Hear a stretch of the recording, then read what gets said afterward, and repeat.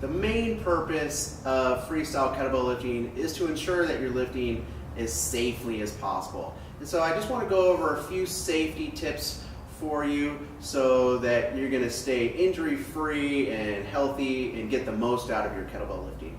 And the first safety tip is to know where your center of mass is and where it should be. And your center of mass, if you're standing here like I am, is just going to be in the middle of your body, located between your heels and your toes, and you want to keep it there.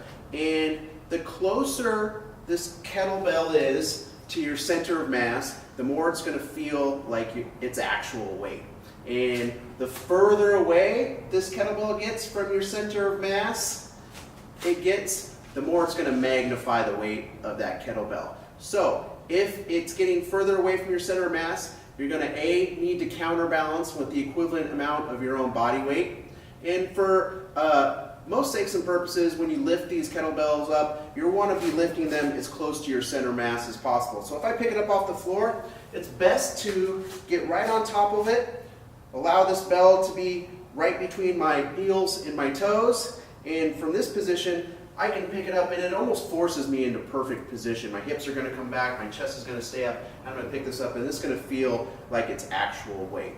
And then if I'm holding it overhead, I'll want it stacked over my center of mass as much as possible as well.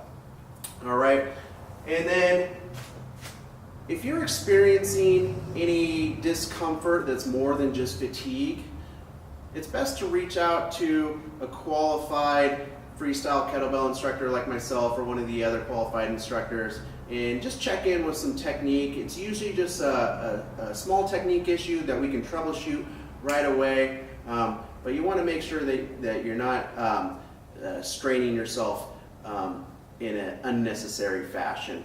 And then lastly, just protect yourself at all times. If you are swinging the bell and the bell's airborne and you feel like it's gotten too far away from yourself to safely catch and guide back into another swing, you're okay to just let the bell go. Kettlebells, you know, they have lifetime warranty. You're not going to break a kettlebell. You might damage your floor, but you can replace your floor, but it's really hard to replace your back. So if you're in an unsafe position, it's okay to just abort the mission and let the bell go.